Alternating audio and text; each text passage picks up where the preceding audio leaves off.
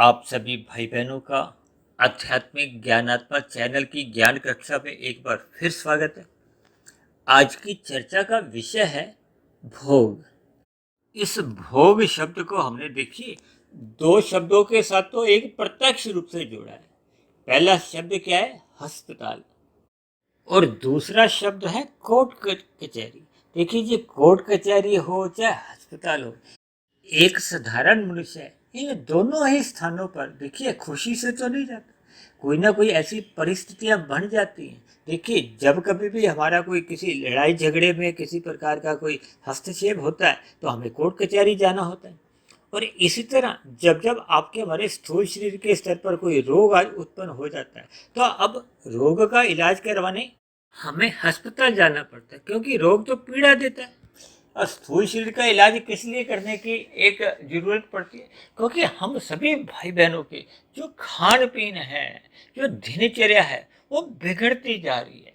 बिगड़ने का अभिप्राय है कि मनुष्य के जो 5 भोग विषय हैं, गंध, रस, रूप, स्पर्श और शब्द, ये 5 भोग विषय अमर्यादित होते जा रहे हैं।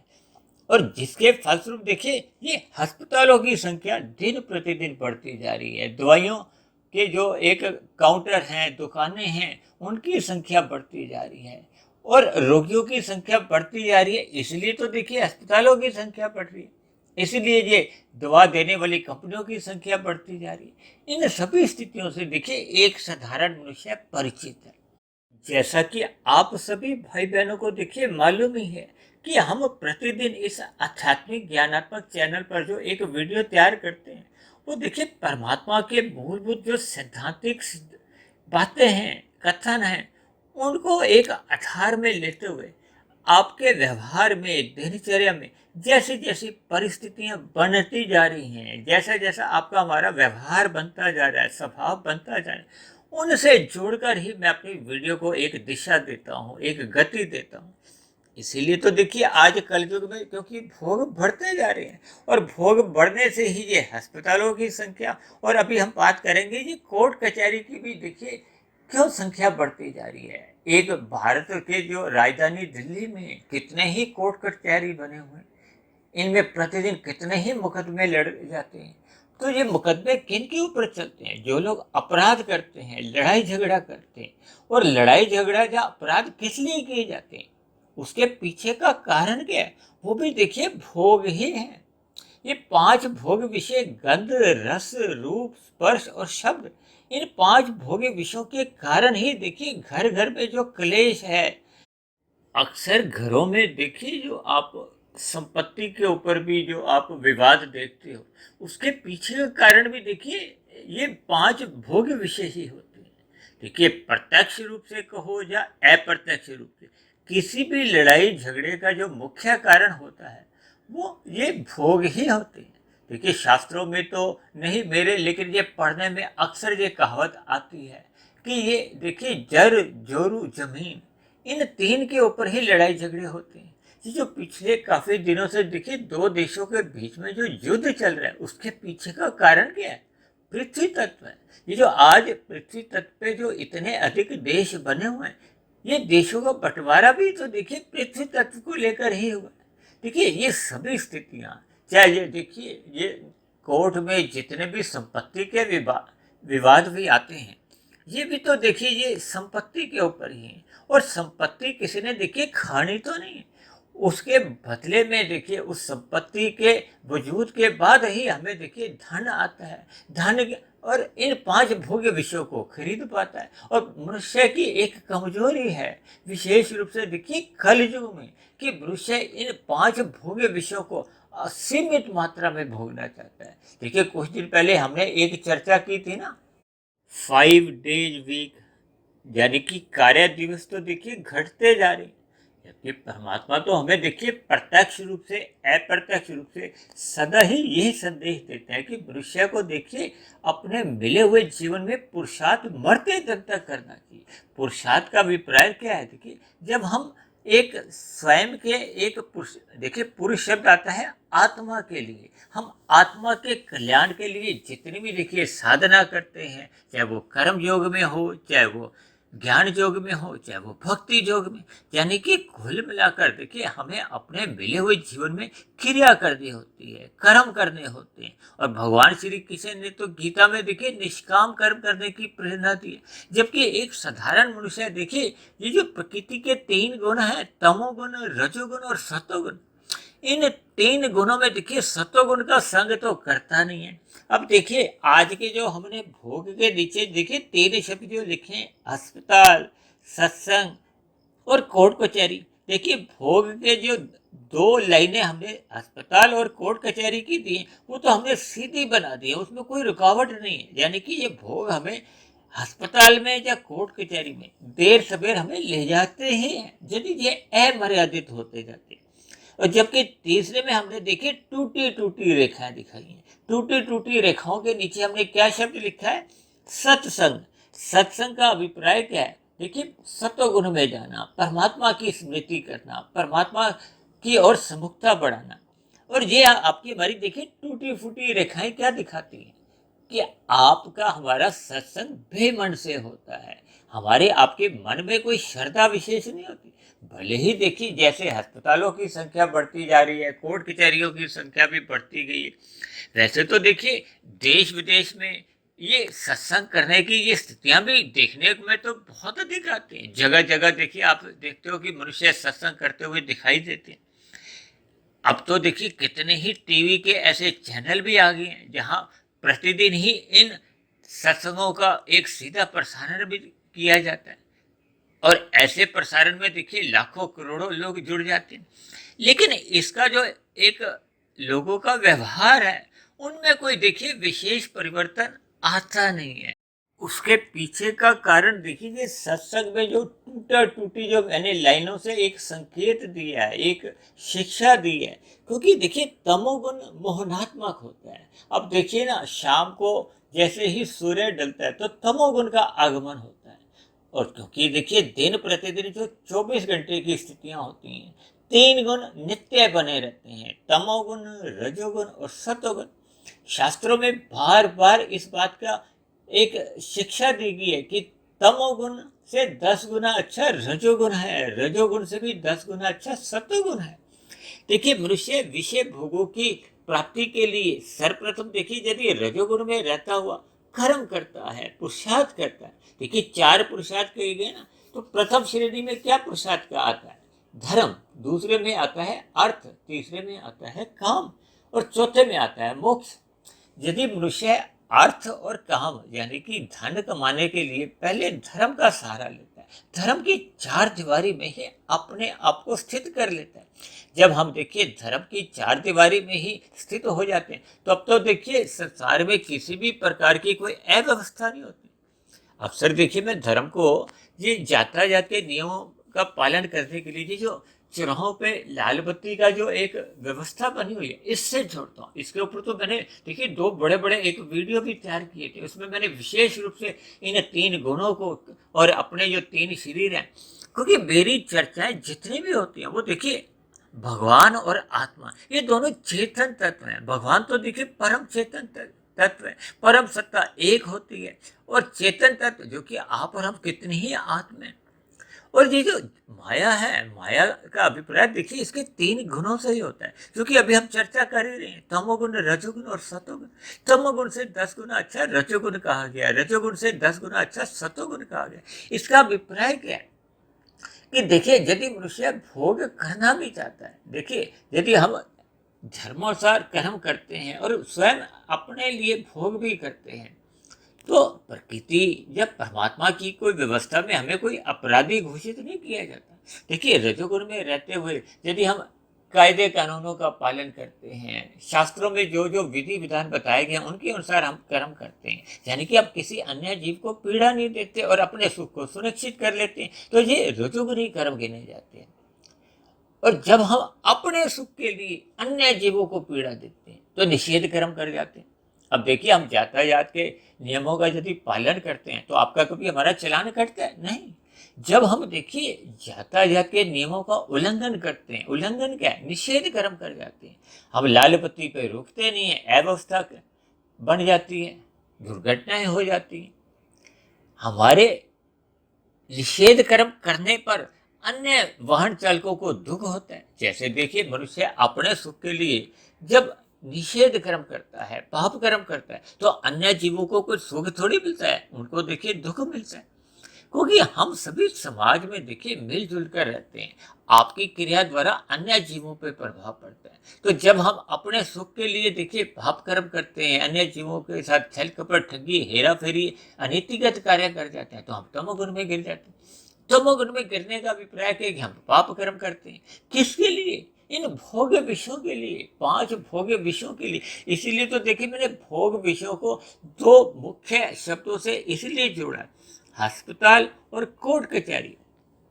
क्योंकि जैसे जैसे आपके हमारे भोग बढ़ते जाते हैं, तो आपके हमारे स्थूल शरीर में देखिए एक वात, कफ, पित्त, ये जब तक संतुलित रहते हैं तो आपको भी कोई रोग नहीं आते। और ये संतुलित कब रहते हैं? जब हम ये जो 5 भोग विषय, इनको मर्यादा में संग करते हैं, एक संतुलित आहार लेते हैं, हम अपनी दिनचर्या एक व्यवस्थित रखते हैं, सुबह ब्रह्म मुहूर्त में उठ जाते हैं, शास्त्रों का अध्ययन करते हैं, परमात्मा का ध्यान लगाते हैं, यानी कि अपना सतोगुण हम बढ़ा लेते हैं, सात्विक स्थितियां रखते हैं और रजोगुण मर्यादा में रखते हैं। तब ऐसी स्थिति में देखिए मनुष्य तमोगुण में गिरता ही नहीं है, यानी कि उसको पाप करने की कोई जरूरत ही नहीं होती, क्योंकि उसके विषय भोग नियंत्रण में। यही संदेश तो देखिए भगवान श्री कृष्ण में गीता में 5 घोड़ों की लगाम को किसके अंतर्गत रखा? अपने हाथों में।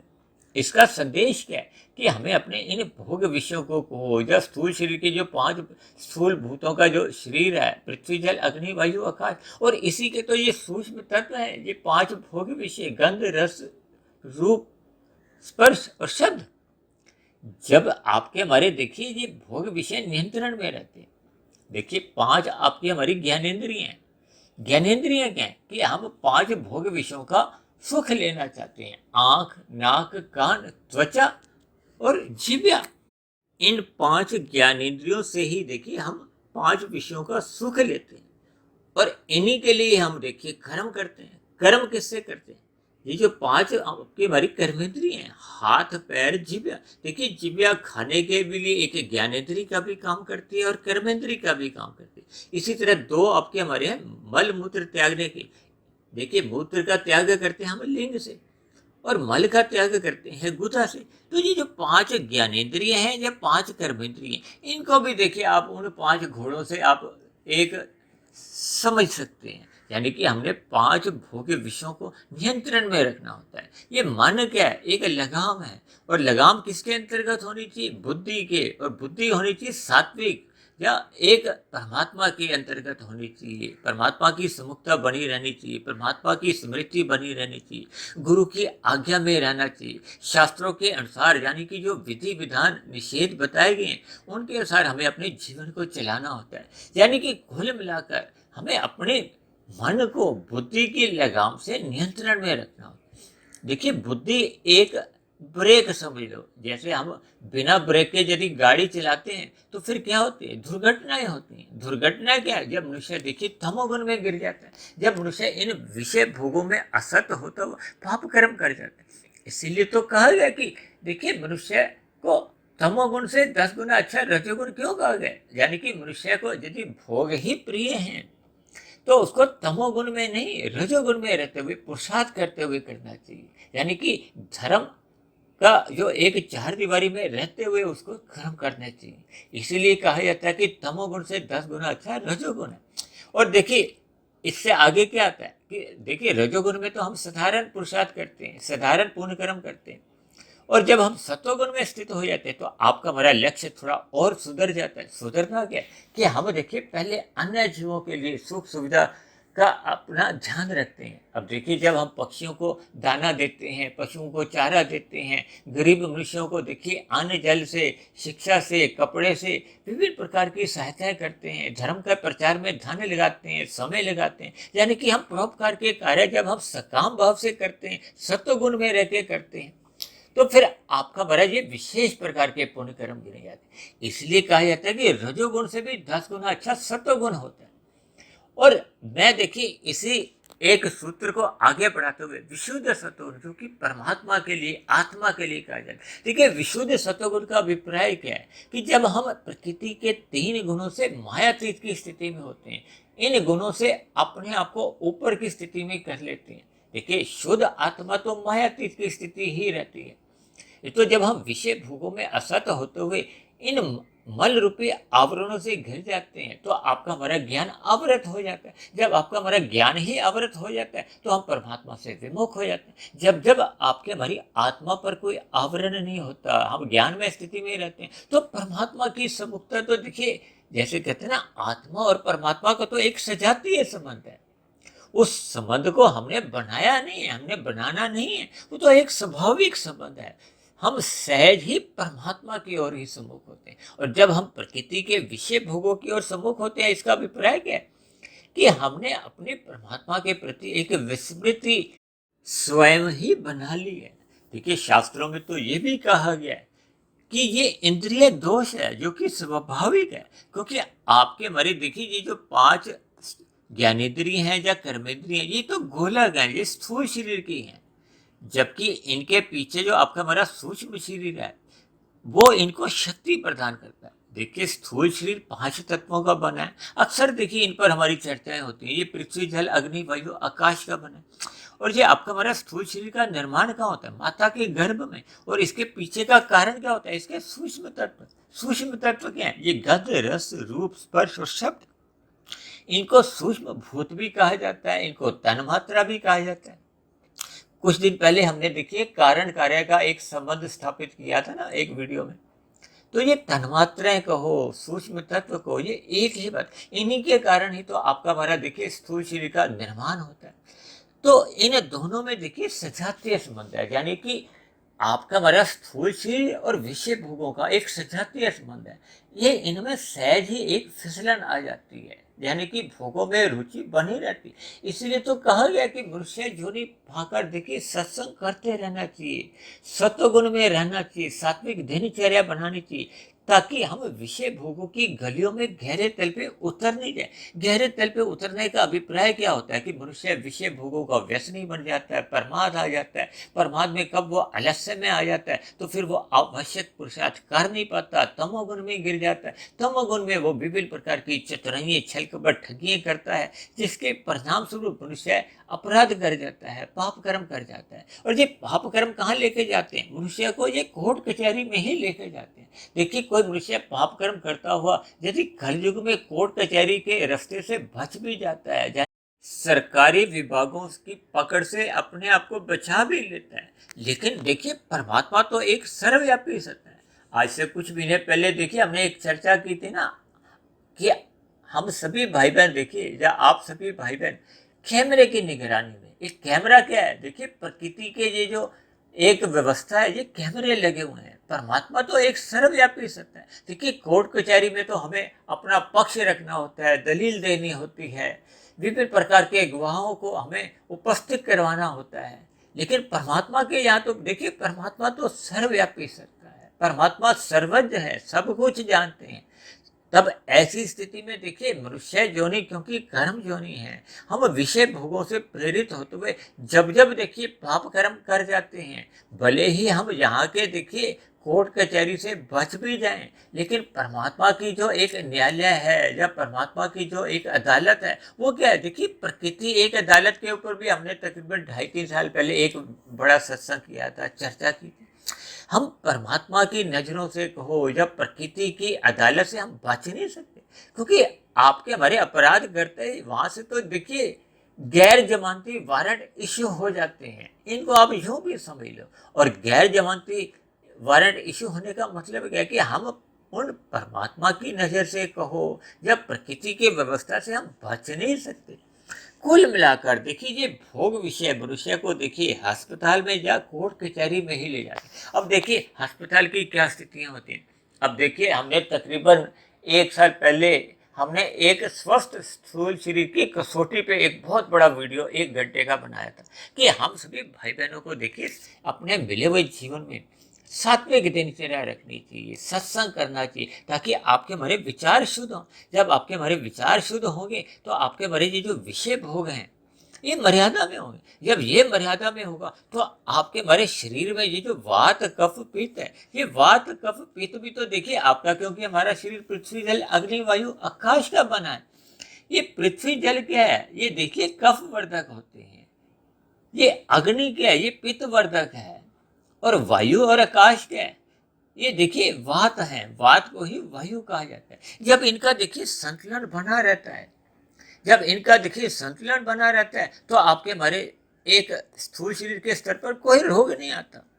इसी तरह देखिए जब जब आपके हमारे जीवन में देखिए एक व्यायाम की एक स्थितियां बनी रहती है। ये जो हम सुबह देखिए देखते हैं ना, कई पार्कों में आप योग करने लोग जाते हैं, कहते हैं कि हम योग पे जा रहे हैं। हालांकि शास्त्रों में तो देखिए योग का अर्थ क्या माना जाता है, जब आत्मा और परमात्मा एक दूसरे के सम्मुख होते हैं, यानी कि आत्मा परमात्मा के सम्मुख होती है, तो उसको योग की स्थिति कहा जाता है। एक बार हमने देखी ये योग की स्थिति पे भी तीन बातों को रखा था। तन के स्तर पर योग देखिए स्थूल शरीर का योग है, जो कि हम पार्कों में अक्सर देखते हैं। एक है मन के स्तर पर, देखिए जब हम परमात्मा का ध्यान लगाने का एक प्रयत्न करते हैं। और तीसरा है आत्मा के स्तर पर, जब प्रयत्न करते करते देखिए हम परमात्मा का एक आत्म साक्षात्कार करते हैं, तो वो एक परम योग है, जो एक मूल योग है, जिसकी देखिए योग दर्शन में विभिन्न स्थितियां का वर्णन है। इस पर भी हमने देखिए विभिन्न वीडियो में चर्चा की है। देखिए हम परमात्मा की प्रेरणा से ब्रह्म मुहूर्त में प्रतिदिन जो एक विषय लेते हैं, जो कि आज की तारीख में देखिए ये 900 से भी अधिक वीडियो जो परमात्मा की प्रेरणा से ही बनी है। इसमें मेरा कोई विशेष अपना व्यक्तिगत योगदान नहीं है। आप सभी भाई बहनों का भी मुझे सहयोग मिलता है, उत्साह बना रहता है, ताकि इन सूक्ष्म विषयों पर देखिए हम जितना अधिक एक रुचि रखते हैं, तो फिर आपके हमारे जीवन में ये रजोगुण मर्यादा में रहता है। देखिए जब जब मनुष्य का रजोगुण मर्यादा में हो जाता है, तो फिर मनुष्य की देखिए तमोगुण में गिरने की संभावना समाप्त हो जाती है। तब ऐसी स्थिति में देखिए उसका सत्वगुण में एक सात्विक स्थिति बनती है। और ये जो साधना है मनुष्य योनि में, देखिए हमें आपको क्या एक अवसर मिलता है कि हम साधना कर सकते हैं। ये साधना क्या है, जब आपका हमारा सत्संग श्रद्धा पूर्वक होता है। देखिए जब श्रद्धा पूर्वक सत्संग होने लगता है, ये जो मैंने टूटी टूटी लाइनें से दिखाई है ना, ये सत्संग आपका अश्रद्धा पूर्वक होता है, एक निरंतर नहीं बना होता। देखिए कुछ लोग कहते हैं ना हम रविवार के रविवार सत्संग करने जाते हैं, अच्छी बात है। देखिए कुछ लोग तो अपने जीवन में अभी सत्संग करना ही उन्होंने आरंभ नहीं किया। देखिए सत्संग का अभिप्राय क्या है कि जब हम सत्वगुण का संग करते हैं वही सत्संग है। देखिए सबसे बड़ा सत्य क्या है कि हम परम पिता परमेश्वर की सम्मुखता बढ़ाएं, क्योंकि वो एक आनंद स्वरूप सत्ता है। और आत्मा तो देखिए एक ज्ञान स्वरूप सत्ता है। परमात्मा के लिए कहा जाता है ना सच्चिदानंद, सत्य चित आनंद। देखिए आनंद में चित भी रहता है और नित्यता भी रहती है, क्योंकि परमात्मा की सत्ता तो देखिए नित्य सर्वव्यापी है, सर्वज्ञ है। और हम सभी आत्मा तो देखिए सत्य चित है, आनंद हमारा गुण नहीं है। इसीलिए तो कहा जाता है कि परमात्मा की सुमुखता बनाए रखो। तो फिर जैसे हम सूर्य की सुमुखता बनाते हैं तो हमें सूर्य की किरणें हमारे तन को मिलती हैं, उसी तरह जब हम मन से परमात्मा की स्मृति बनाए रखते हैं, परमात्मा का ध्यान सदा अपना करने का स्वभाव बना लेते हैं, तो फिर परमात्मा का आनंद हमें सहज ही सदा मिलता रहता है। क्योंकि परमात्मा की देखिए कृपाएं तो सब पे ही मिलती हैं, सब पे ही बनी रहती है। वो तो मनुष्य देखिए जैसे जैसे अपनी पात्रता बना लेते हैं, जिसकी जितनी जितनी पात्रता होती है, योग्यता होती है, फिर उसको उतनी उतना देखिए परमात्मा का आशीर्वाद कहो, आनंद कहो, सब एक ही बात नहीं है, कृपाएं कहो, ये सब एक ही बात नहीं है। यानी कि हमें भी आनंद की झलकें मिलने लगती। और तीसरा सत्य क्या है, ये जो प्रकृति के तीन गुण है, तमोगुण, रजोगुण और सत्वगुण, ये नित्य सत्ता है। इनसे तो देखिए 23 तत्वों का एक विस्तार होता है, भले ही करोड़ों अरबों वर्षों का है, जिसमें ये देखिए सतयुग, त्रेता, द्वापर और ये कलयुग, ये कितनी बार ही इनका क्रम आता जाता है। तो ये एक सृष्टि का एक सर्जन, उसकी स्थिति, फिर एक समय विशेष के बाद इनका प्रलय होता है। तो ये सभी स्थितियां देखिए ये 23 तत्वों का विस्तार है। तभी तो देखिए ऐसा भी कह दिया जाता है कि ब्रह्म सत्यम जगत मिथ्या। जगत मिथ्या वैसे उस उद्देश्य से नहीं कहा जाता। देखिए इतना लंबा कार्यकाल है, यूं तो आपका हमारा स्थूल शरीर भी देखिए मिथ्या, ये 80, 100, 120 वर्ष के बाद समाप्त हो जाता है। देखिए भौतिक प्रकृति में जो भी एक कार्य रूप में आया है उसको एक ना एक दिन देखिए समाप्त होना होता है, भले ही एक दिन में हो, एक साल में हो, 100 साल में, हजार, लाख, करोड़, अरब, खरब, कोई भी देखिए जब उसकी एक समाप्ति का समय होता है तो वो समाप्त हो जाता है। ये प्रकृति के ये 3 गुण है ये नित्य बने रहते हैं, क्योंकि इनसे 23 तत्वों का विस्तार होता है। क्योंकि प्रकृति तो देखिए नित्य है लेकिन जड़ है, जैसे आत्मा चेतन है, वो चेतन नहीं है, जड़ है। और जड़ में देखिए जो विस्तार 23 तत्वों में होता है वो परमात्मा की ब्रह्म शक्ति द्वारा होता है। अक्सर इन पर भी हमने चर्चाएं की। तो इन सभी स्थितियों को देखिए हमें ध्यान पूर्वक समझना होगा। अपने मिले हुए जीवन में देखिए इन भोगों को एक मर्यादा में रखना होगा। देखिए मैंने भोग का रंग क्या दिखाया, एक कई तरह के उसमें रंग हैं, क्योंकि संसार में ये विषय भोग ये रंगीनियां को शो करते हैं, ये रंगीनियां दर्शाते हैं। और जबकि मैंने अस्पताल और कोर्ट कचहरी को देखिए काले रंग से दर्शाया, काले रंग से हमें देखिए दूरी बनानी होती है। और ये सत्संग को मैंने देखिए सफेद रंग से दर्शाया। सफेद रंग का मतलब होता है देखिए परमात्मा, आत्मा, सतोगुण।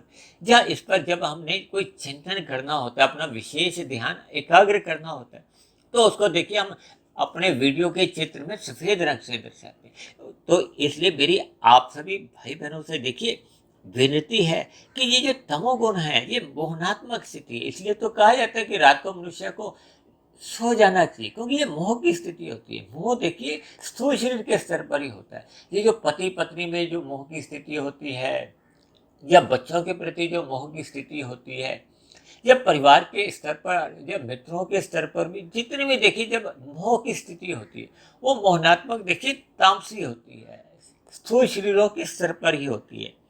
और जबकि ये जो रजोगुण की स्थिति होती है ये देखिए इसको भोगात्मक कहा जाता है, ये विषयों से प्रेरित होते हैं। ये जो स्त्री पुरुष का जो आकर्षण भी है ये भी देखिए रजोगुण के कारण ही है। ये सारी जितने भी विषय भोग हैं, देखिए आजकल तो विषय भोगों पे लिखा होता है ना 24/7।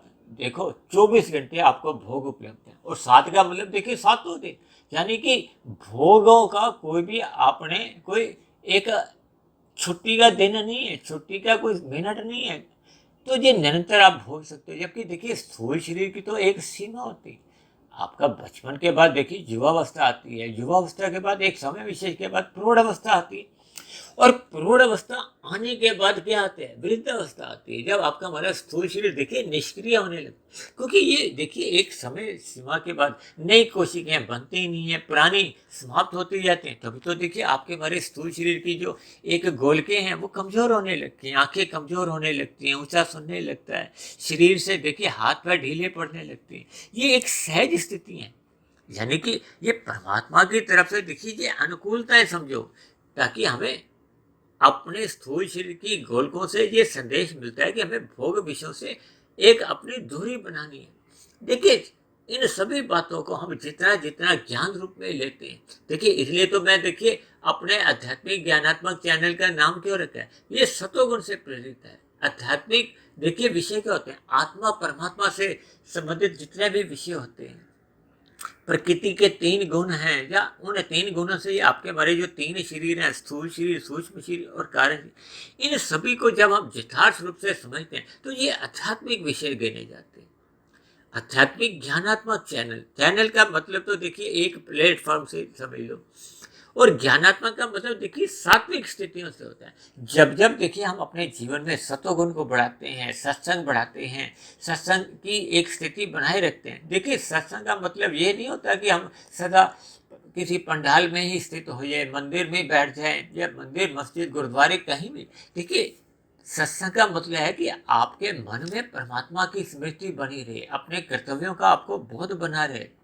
ये सभी स्थितियां देखिए सात्विक होती हैं। जब सात्विक दिनचर्या होती है तो मनुष्य का रजोगुण मर्यादा में रहता है। जिस जिस मनुष्य का देखिए रजोगुण मर्यादा में रहता है तो उसका देखिए तमोगुण में गिरने का प्रश्न ही नहीं उठता।